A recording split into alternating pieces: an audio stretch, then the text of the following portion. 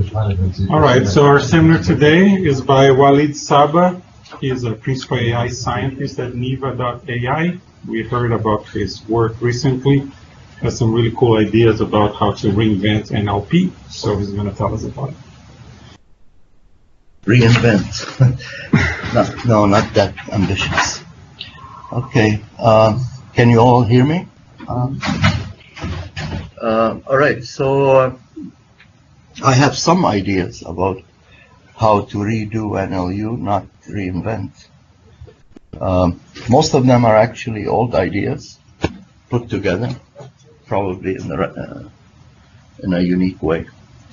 So just a little bit background on how I see things. Obviously, I've been influenced by many people, but and I don't necessarily agree with everything these people have said. But there are three codes that I like that sort of describe where I come from. I believe natural language is a formal language. By formal, I mean it can be completely described in a system. By formal, I mean it can be systematically explained. People that say, well, language is ambiguous, of course language is ambiguous, but ambiguity probably can be explained systematically. My intuition about this is that we communicate with 4-year-olds in an amazing way without stopping every second and saying, what do you mean? What do you mean? There's something there. There's a system. So if Kant was right, then Montague was trivially right, obviously. And a beautiful comment was towards the end of one of his papers. Jerry Hobbs once made, and what attracted me to the comment was semantics might become nearly trivial. Semantics become nearly trivial? That's a big statement. Mm-hmm. What has occupied logicians for a few centuries might be trivial. Mm-hmm. Well, what Hobbes was saying, if we have a theory that models the word and how we talk about the word, then semantics, yes, becomes trivial. Now you might say, well, he's putting the problem somewhere else. But actually the problem is somewhere else. It's not in the semantics. So this is roughly where I come from. Now, in recent years, yeah, I've been feeling like this baby. I keep reading stuff in the popular media, and I'm like, was I in a coma for like 20 or 30 years? Something happened in AI that I missed. It's unbelievable what you read. And every time I check with colleagues of mine working on real things in real companies, they tell me don't believe any of that. We have fancy keyword matching, some fuzzy matching, some regular expressions, and some training going on. That's it. We don't have a system that understands anything. Really, that's the state of the art. So I'm overstating this, but hey, they overstate, I overstate. But what's happening really? There's something happening. I mean, now my grandmother knows something about AI. But what made AI really have this? I mean, everywhere you go, people speak about AI. Something has happened. But in my view, what happened was really simple. 3 things combined. The internet, of course, made lots of data available for us. I mean, as we speak, probably thousands of documents have been posted online. Tens of thousands of news articles, millions of social interactions just happened as we speak. So there's lots of data. And computing power has increased tremendously. So now we have machines that can realistically analyze all this data in a way that was unheard of years ago, by the way. Like now I grab the New York Times corpus and I do stuff on it that years ago I used to dream to be able to do a fraction of what I can do now with data. So that is good stuff. So we have lots of data. We have powerful machines that can be used to process this data and hopefully find some patterns in the data. And that leads with some innovations in machine learning, although conceptually there hasn't been any big innovation to be discussed probably. But that leads us to train machines on some data-centric problems. We might have some success, and I underline data-centric. So in problems where naturally they are data-centric problems, data analysis probably will do well. Okay? Specifically image, which are pixels in the end, raw data, speech, signals, and you can treat text as data and do something useful in text for some applications. But to extrapolate this success into other domains is not only misleading, it's actually dangerous, because none of us here wants another AI winter.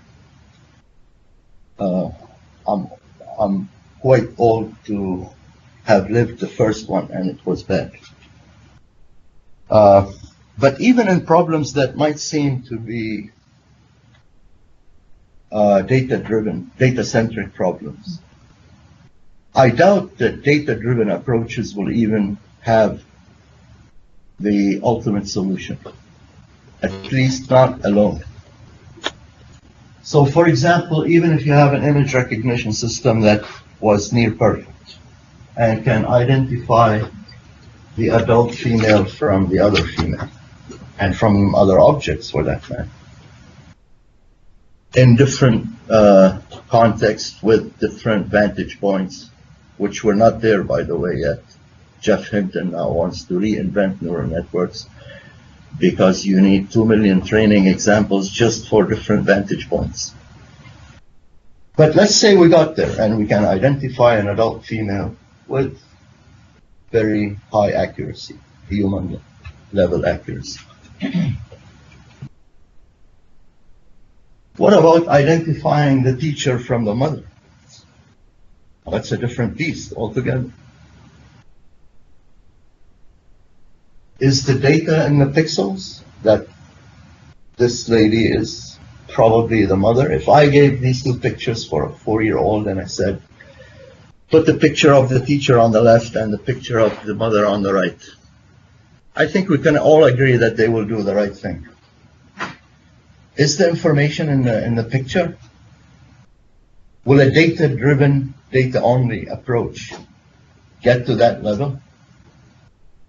I have my doubts, because I can show you other contexts where even a child can pick up the teacher from the mother. And there's hardly anything just data-wise that will help us do this. So can I just... Yes, please, throw out if you have something. Yeah. I think I get what you're getting at, but it doesn't seem to me right with this example. I mean, these kinds of examples. It's not clear why, if you gave the machine lots of labeled examples of mothers with their kids and teachers with their students, and of course also negative. Yeah. Why it couldn't? Well, good point. I mean, really my point is not this, so I'm using this as a bridge. Yeah, so I don't. But yeah. No. Fine. But I even have some ideas about this answer. I don't claim that machine learning will not pick up mothers from teachers in all contexts. Just one footnote about more examples. In the absolute sense, I mean, everything is related to theoretical computer science in the end. Everything is computable if you give me an infinite amount of time, because I can always say I'm not done yet. Obviously, intelligence is about not needing so many millions of examples. I mean, I had children I still have. It's nothing called I had children. I have children. They're always your kids. Yes. And once a father, always a father. Another role. And when I drew 6, 3, 4 times, that's it. They knew this is a 6. I mean, yes, I might need million examples of different contexts of just for mother and teacher, and then mother and nurse. My point is this approach will not scale. If I need millions of examples to barely recognize a cat, something is wrong. Children see 2 cats and they're done. I'm not questioning whether we can do it someday. Maybe we will have supercomputers that will memorize everything. One way of learning is memorizing everything. If I see all pictures in the word, all contexts in the word, all combinations, then I just memorized everything. And we have a hash table that has everything labeled, and we're done. Obviously, this will not scale computation. That's my view. Remains to be seen. Okay? But so far, my point is really in this one, not that we can do it or not. Like I said, remains to be seen. Well, first, let's see another example. If I tell, again, I always use 4-year-olds, poor 4-year-olds.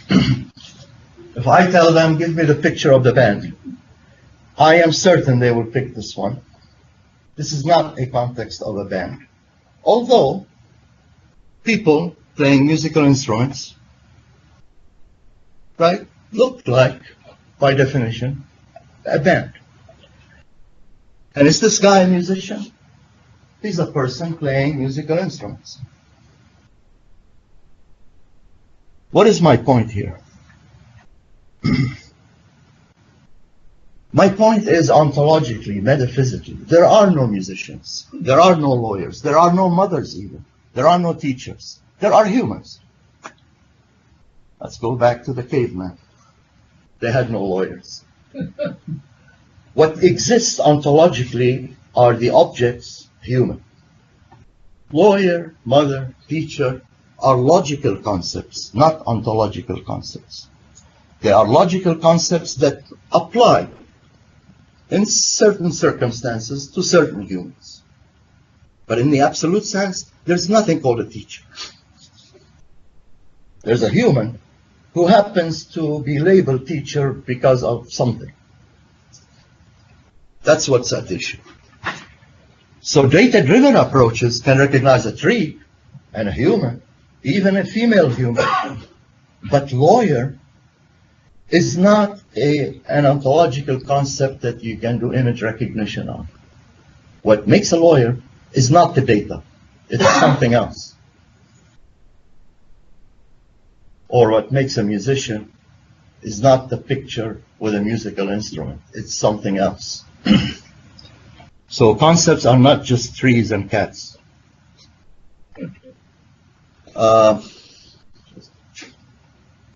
So my point is the failure to distinguish between these two. I'll get to language soon, but this was sort of like a bridge. Failure to distinguish between what I call and what others have called logical concepts and ontological concepts is the problem. It's not only the problem in data-driven approaches. That's what stopped logical formal semantics from ever resulting in anything. But we can fix that, I think.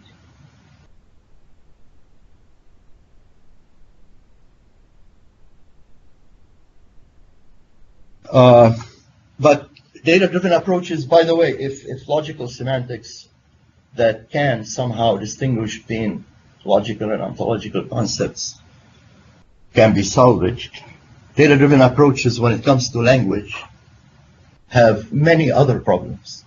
The least of their problems is that they don't differentiate between objects that are ontological or logical. So I'll just go through a couple. First of all, when we're doing language understanding, in many cases, statistical correlations or probabilities will not help at all. Here's an example.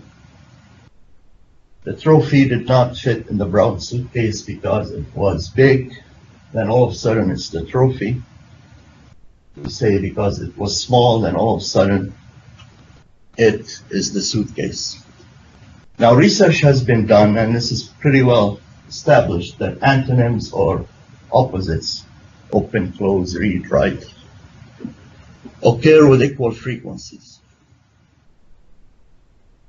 In other words, they have the same probabilities. So statistically, no.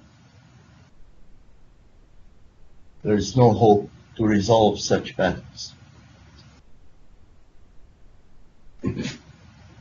Now, someone insisting on the data-driven might say, well, if the features that I compose make up, I can make up features like this, and somehow I can capture these statistical, I can have statistical significance.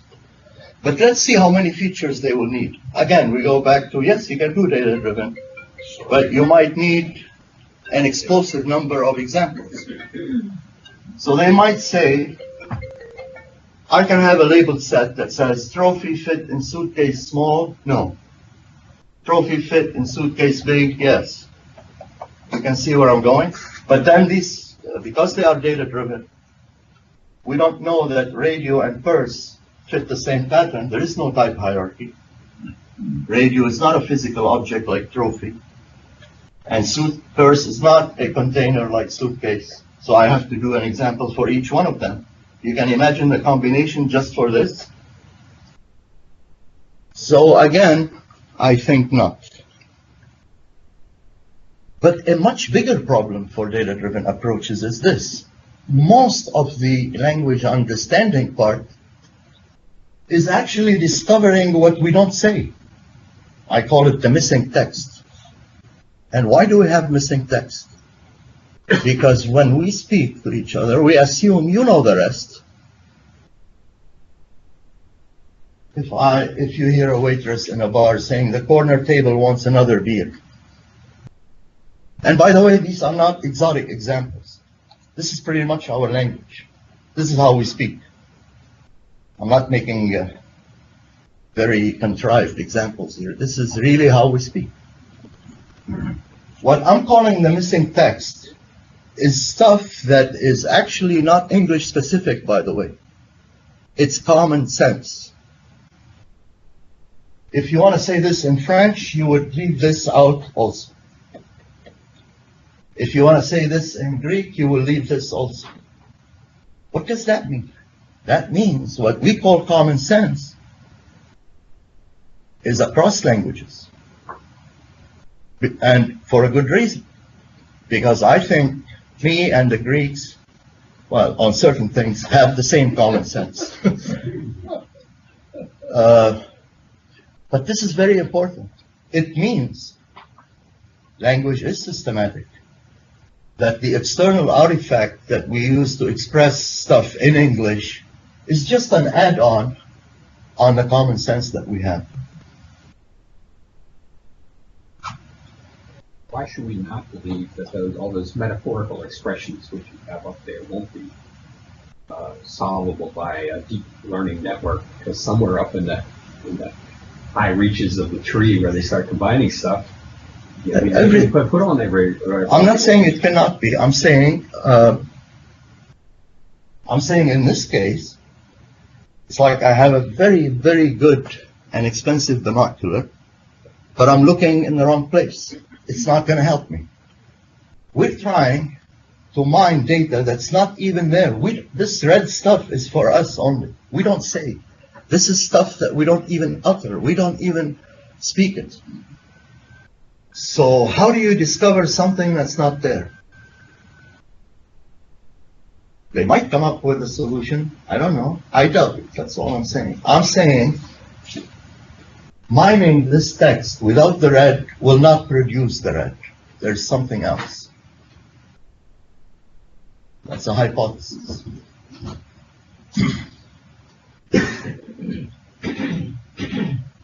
All right. Another big problem for data-driven approaches. By the way, so far for also logical semantics. Here's a phenomena that's I published on this, and apparently they like my solution. I won a little award. It's a phenomena that occupied linguists for some 30-some years at least. It's known as the adjective ordering restriction. Basically, the issue is, why do we feel natural to say John bought a beautiful red car more so than John bought a red beautiful car? And there are, you can imagine many others. Set of rules where in English that Sorry, numbers. that's the puzzle. That apparently they've been working on some rules. They couldn't find any. Everybody's learned the same set of rules. Well, what's interesting to me is, how does a 4-year-old, without being told, when you have red and beautiful, beautiful goes first. Definitely they were not told. So goes learning. They naturally feel saying it like this. And this is across all languages. Again, we go back to there is some system underneath natural language across languages. That's what attracted me to this phenomenon. And it turned out the solution of it is really quite simple. We shall see it. And another big problem for data-driven approaches, like I have to say that, I used to believe my grade school teachers, well, until I was 17, 18. And they told me that the square root of 256 is 16. When I got into language and metaphysics and logic, I said my grade school teachers didn't tell me the whole story. Data only at high level reasoning will lead to absurdities. I have many examples, but I'll just show one. If I saw this and I tweeted it somewhere and someone changed the tweet in their program and replaced 16 by what their teacher told them, if we're allowed to do this, then we can alter reality and state something that's not true at all. Mary did not teach her little brother that 7 plus 9 is square root of 256. What's happened? Well, those school logicians that worked for 3 centuries on something called intention, with an S, not intention as in intent, the logical notion of intention, as opposed to extension. Objects have values, but the value of an object is just one attribute of that object. Objects are really equal when they are equal in all their attribute values, not just their value. In mathematics and physics and engineering, and when I want to build a bridge, this works, not in language. So when people extrapolate from data problems to language, they have to be careful. Or look at these logicians, they were not stupid. Okay. I don't like to say what's wrong only. Maybe I'll suggest now how to fix things. So if formal semantics reach a deadlock, according to some, and data-driven approaches will not scale to do anything serious in language, what do we do? Well, logical semantics, in my view, failed because of this. They lumped together everything as a predicate, and the predicate was a catch-all thing that anything that is described in any way is a predicate of that thing, which is a crude approximation that works in mathematics where the symbol manipulation system is enough to resolve certain or to deduce certain formulas. But again, in high-level reasoning, they will choke. Language is the real test, really, for any approach. So let's see what happens when we do mix up these two concepts. And in a way, see what they are. What is an ontological concept versus a logical concept?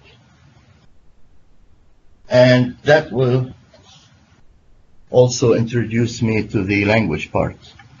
Now, I'm going to start showing the difference between these two and where logic went wrong when it came to language and reasoning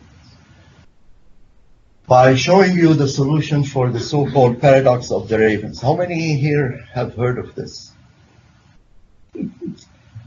Okay, so I have to do more work than I thought. That's fine. It's actually a simple paradox. I mean, simple, but the solution of it was still outstanding, supposedly. Okay, what is the paradox of the raven, or the paradox, or Hempel's paradox, or paradox of confirmation? It goes under different names. And it was suggested by Hempel, who was sort of an assistant first to Rudolf Carnap, one of the biggest logicians, in my view. So what is the paradox of the ravens? So some biologists made this claim that all ravens are black. And we would like to confirm this hypothesis. Now it turns out that logically speaking, all ravens are black is equivalent to saying anything that's not black cannot be a raven, or all non-black things are not ravens. Now, in first order logic, it has this representation. Simple. For any x, if x is a raven, then that x is black. The second one, for any x, if it's not black, then it better not be a raven. That's the first order logic that we are used to. But that's where the problem is. Now, where's the paradox, you might be asking? Well, the paradox is this. Any x that's a raven must be black, so every time I see a black raven, it's a raven. Oh, and it's black, check. I confirm. Another black raven, another raven. Oh, and it's black, check. On this side, every time I see a non-black thing, like a blue suede shoe, and it's not a raven. Oh, hey, it's not even a raven. Check. What? Seeing a red apple or a green tree confirms that all ravens are black? That's the paradox. And it is a paradox up to now, because these are equivalent, supposedly. Equivalent in logic means equal, means A equals A. Whatever confirms this must confirm this, and vice versa. So the paradox is, seeing a red apple now confirms for the biologist that, yeah, all ravens are black. That is the paradox. Well, that might not be a bad paradox, because if you found a non-black thing that was a raven, that would violate. Excellent point. Actually, logicians and statisticians have worked on this for many years. In the Bayesian tradition, in Bayesian statistics, they tried their best, and they reached that point. They said, well, seeing a red apple confirms that all ravens are black in a way, because I saw something red and thank God it's not a raven. So there's like a small yes. But that didn't save them from the real problem, because it still doesn't confirm this as much as this. They're equivalent. Another problem that approach had was, if you see a black non-raven, it actually disconfirms this, which is funny. So in the end, no one reached a solution. If you work out the confirmation theory of Bayesian statistics, seeing a black thing that's not a raven actually disconfirms this.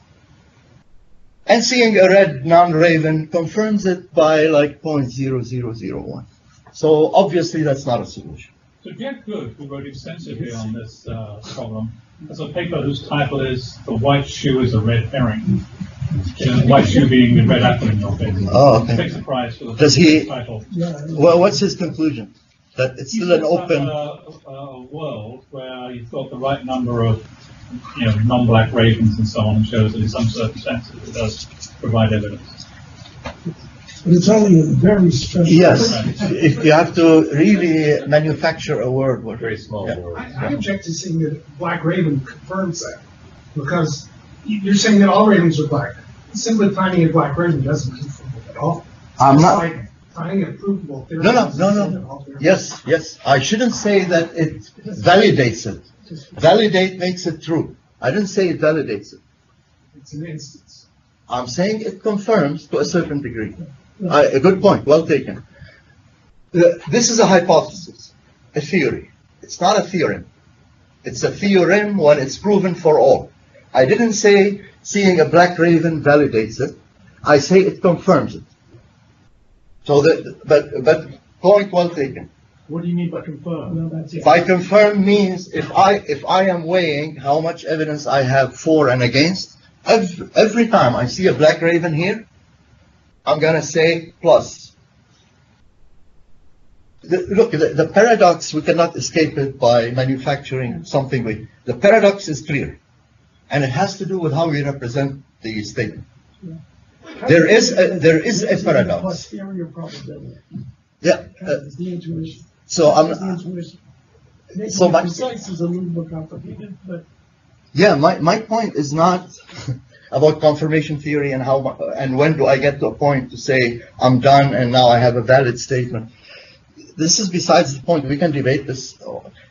My point is there is a paradox in how this is confirmed versus how this is confirmed, although they are logically equivalent. That's it. It's as simple as that.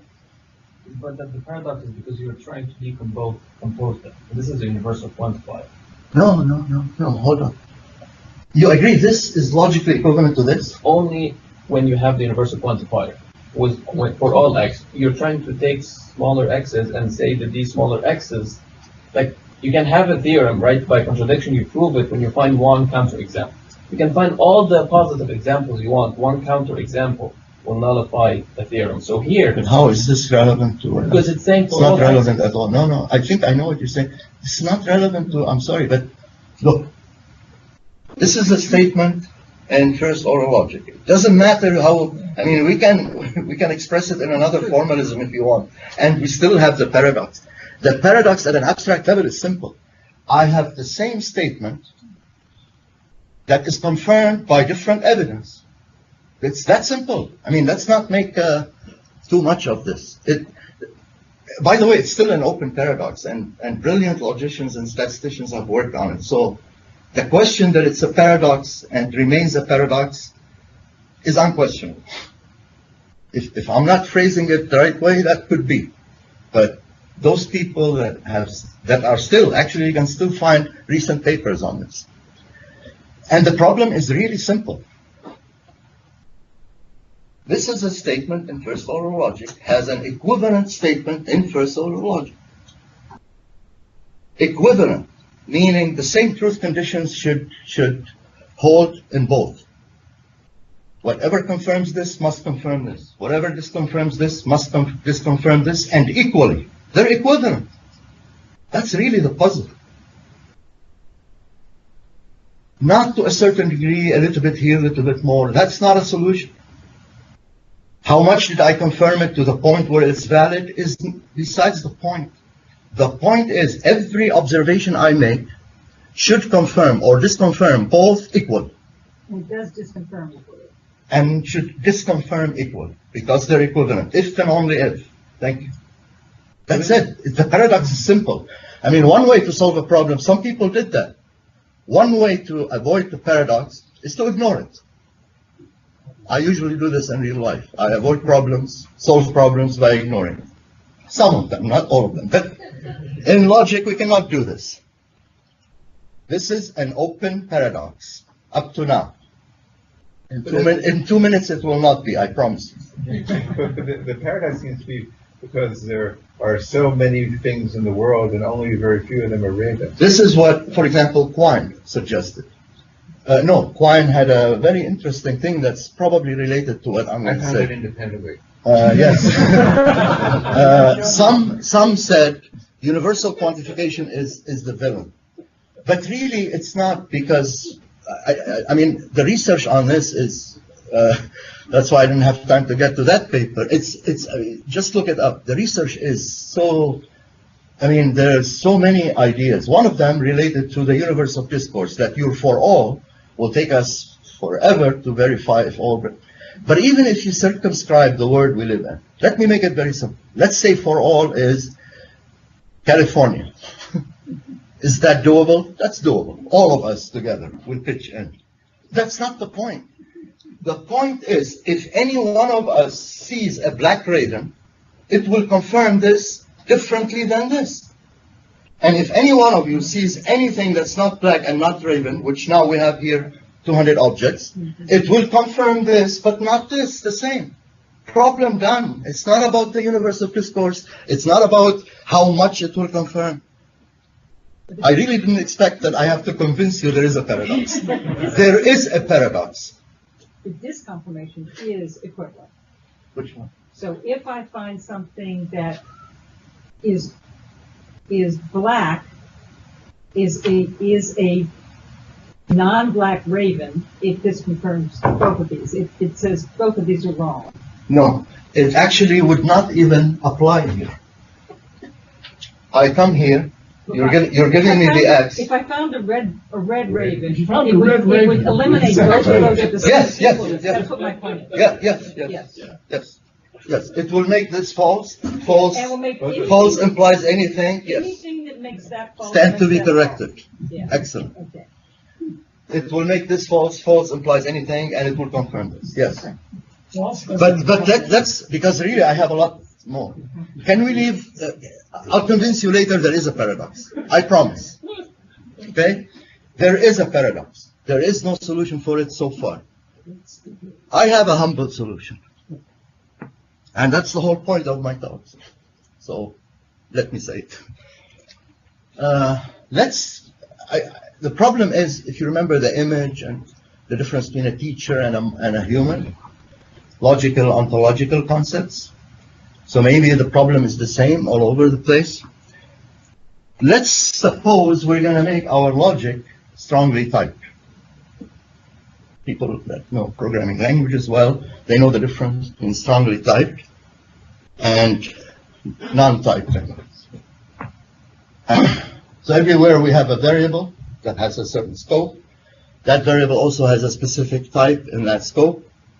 But in the scope of the predicate, it's used there. I'll tell you what I mean. So for example, if I have a predicate like black, now I'm not going to just say black X. What do you mean black X? Black X what? And for a moment, let's forget polysemy and ambiguity, lexical ambiguity and metaphor. Let's say this black is black too, if you want. Specific meaning of black, the color. This predicate applies to objects that are of type physics. Again, we can debate these types, but that's not the point. So a predicate like imminent, I'm saying, applies to or makes sense of objects that are of type event. Or it makes sense to say imminent X if X is an event, or any subtype of event. So it makes sense to say imminent trip, imminent seminar, whatever. So far, so good. So now let's see this paradox. Here's a translation into first order logic. Let's put types in that system. So black takes physical, raven obviously takes raven. It makes sense only of objects that are raven. X in the same scope has two types. So some type unification must be made. Why is X required to be raven, for instance, at the raven predicate? Because raven, as a predicate, makes sense of objects that are raven. Well, it also makes sense of objects that are chair, for example. Which is Raven false. and chair is false. It's just false. Yeah. Why are you doing it this way? No. These predicates now are not testing if X is a raven or not. You'll see what I mean when I finish this. This is not testing the truth of black X. This is now what Fred Sommers calls, is this object, is this predicable of black? Does it make sense to say black? So this predicate now has a different meaning. It's not trying to verify if something is black or not. But No, but given physical things are not that, black. given that, it does make sense to say of a chair that it's a raven. It's perfectly sensible, just false, isn't it? Okay, Actually, actually, a raven not be a raven? Maybe. Isn't this other thing? This raven or raven always true? actually, I'll go to the end, and you'll see that this is irrelevant. Actually, this whole term will go away. I wouldn't be surprised. Yeah. No, it will go away. No, I'm not kidding. I wouldn't be surprised. Wouldn't it have been better if you started off back where you said you were going to start off, frankly? Which is? With this distinction. I don't like the terms that you use, but still. Yeah. The distinction between ontological and logical. Yes. Let's call them types. And They're not both types. well, That's the problem. okay, so logical and ontological thingy-majigs. That's a technical term that includes everything. But anyway, and then say how those are related before you get, and then we're going to capture that in the type structure of the language, in the variables. You're doing, I'm trying to be helpful there, honest. Which I appreciate, but that's exactly what I'm doing. Well, no, but you should have, so you haven't yet said explicitly, really, I think you haven't yet said, what's the difference between the predicate, I'll say, being a human being, and the predicate being a teacher? If you waited just half a minute, that's the difference. Okay. Okay. You see, this I'm trying to show is a very crude approximation of what it should be. And it should be this. For all things that are of type raven, those things are black. That's the right representation. And the difference now is clear. This is an ontological concept. This is a logical concept. If you look in the word, you will see ravens. No, but that's That happen to be probably black or not is besides the point. This is an ontological concept. This is a logical concept. Right, but why couldn't that be? Forget about this example. Yes. Why couldn't it be? So you say all teachers are old. Yes. Not really true, but that's okay. It could be true. Right. So why couldn't it be, for all X, double colon, teacher.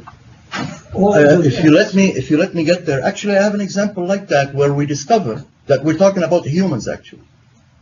You see, this is exactly where I'm going.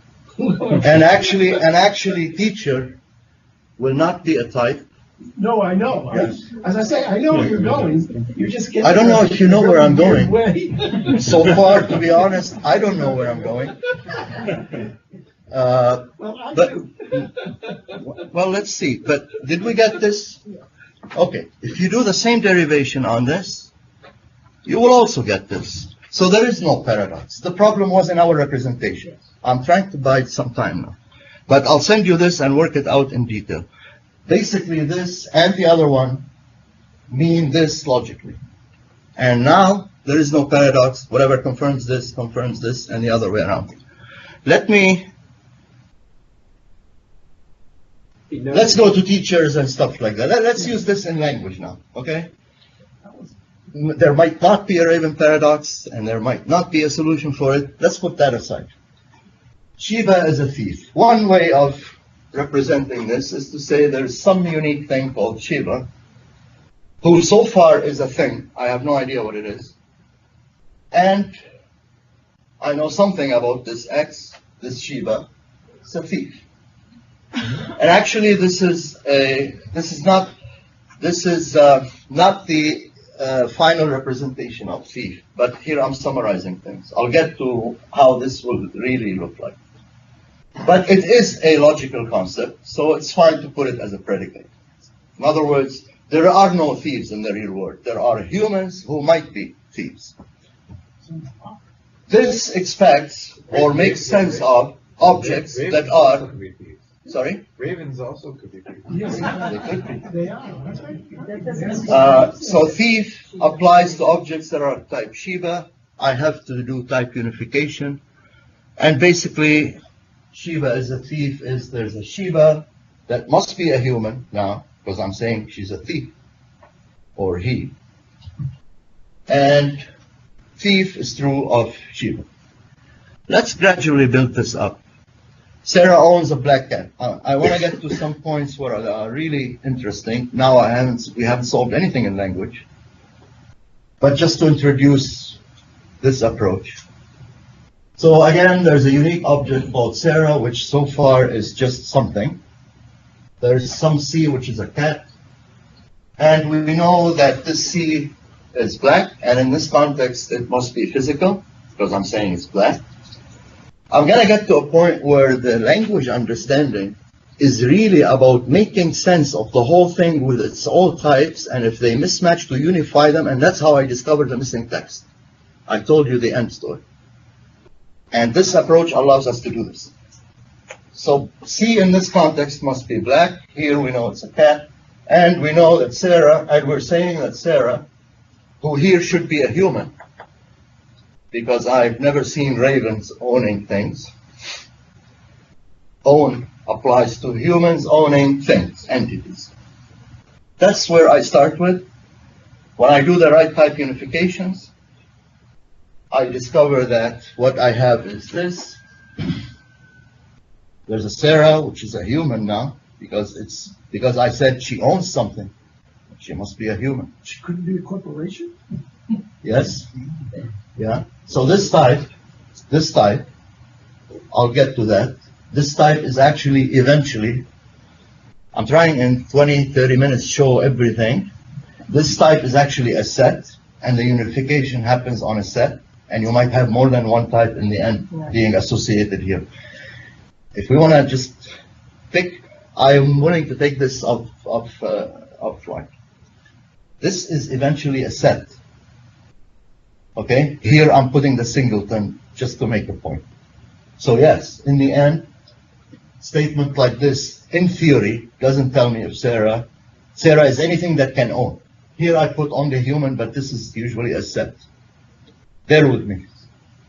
In the end, I have something called Sarah, which for now I assume is a human, and some C, which is a cat, and that C is black, and that Sarah owns that C. Now, let's see this solving problems.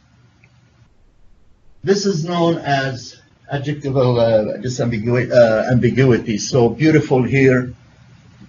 The issue is it might be, someone might say this because they think Sarah is beautiful, and someone might say it because they think her dancing is beautiful, or she dances beautifully. All right, so what happens here is dancer is really a dancing activity where someone is performing in, and beautiful, which expects an entity, because beautiful applies to abstract and physical, I can say beautiful poem. And if we do the type unifications, they will succeed, meaning beautiful will stay, and it will stay applicable to both. So the final translation says there's a human who's engaged in a dancing activity, and either that activity is beautiful or Sarah. And that's the right meaning, because both meanings are possible. But if I say Sarah is a tall dancer, this type unification will fail. I cannot say tall activity. And all of a sudden, this will fail, and this will leave one term, eliminates the other, and all of a sudden, tall is unambiguously describing Sarah. Adjective ordering restrictions. 10 minutes. Yeah, 5. you 1 hour, so you have 7 minutes. More than enough now. So what's happening here is, if every predicate has the type that is applicable of it, beautiful red, this sequence will require us to cast physical into entity, which is fine. I can always cast up. I can always generalize, basically. But I cannot downcast. We know that from programming languages, from type theory. I cannot assume that the entity is physical. The entity could be anything. So this is not allowed. This is allowed, and that's all what's happening in this so-called adjective ordering restriction problem. Lexical disambiguation. See, you're always ahead of me. The type in theory is actually a set. I just started with a simple example. The type is all possible types this term might take. So the party was cancelled. Party can be the political party, can be this, can be. Type unification eliminates all, keeps the social event meaning. Discovering text that was missing. Let's see how the ham sandwich is like beer. So this is the meaning, and want expects a human, and it can want anything. We can discuss the types if you want later, but that's not the point. So that requires a type unification. This is simple, and I'm going to leave it at that. Some type unifications. So far, all the type unifications have been on the same path. If they are not on the same path, some salient relation have to be picked up, but we will discover that it's about what's the relation between human and sandwiches at the very, very top, or maybe food, eat. So the person eating the ham sandwich wants a beer. And I will end here because I like to finish before time. I know there are many questions. There are this thing is a lot more than can be told in 30 minutes. But if I want to summarize, my point is this. Formal semantics and formal logic, logical semantics, and the work that happened around them, metaphysics, ontology, formal linguistics, was done by some brilliant people for at least 3 centuries. Not everything they said is wrong. That can be really, really silly to say. Yes, a machine learning library, you pull it up, and a new grad can in 2 days build a machine learning program. Everything has its place. They stumbled in language because logic was just a symbol manipulation system. It didn't have inside of it the outside world. But if we combine the ontology of the outside world with logic, we have something. Now I'm officially done.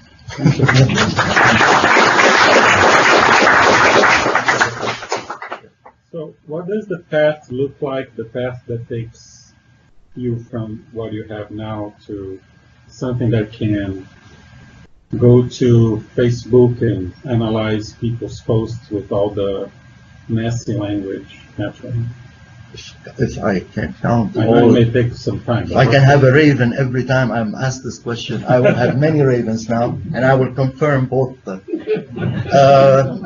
It will take some time, but not as much. By the way, when people see stuff like this, they say, "Oh, what Doug Leonard and ontologies, it takes to encode knowledge." And actually, the type structure you need here is much, much, much simpler than anybody would imagine.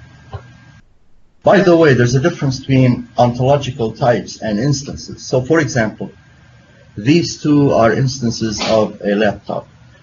Jerry Fodor once said in a footnote, which got my attention, in a book that I read 5 times and I never understood, but I understood that footnote, that to be a concept is to be owned by a word in the language. In other words, there is no single word that you might use on a Galaxy that you might use on iPhone.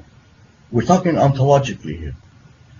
What makes a concept if there's at least one word invented for that concept. Otherwise, it has no place in the ontology. If you follow that, the ontological structure is very, very simple. Actually, we don't have more than 3,000 types. The rest are instances. To answer your question, it doesn't take as much as we think, but there are many things I don't have time to get into. Compound nominals, another beast. I don't know how data-driven would even think of it. A nuclear plant is a plant that makes nuclear energy.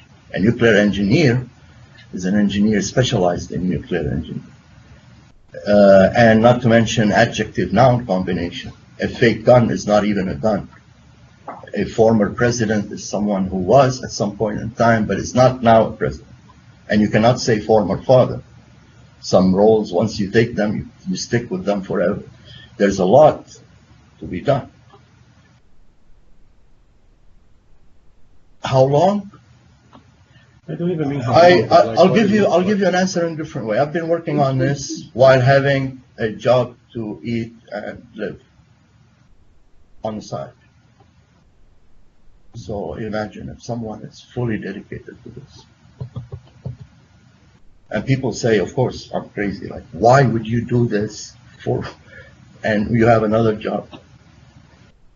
But that's not the only weird thing I do. So actually, that's the least. So it will take some time, definitely. There's a lot to work out. But once you have, because I work on systems, like I co-founded even a company that sells a good semantic engine. And there you have to hack.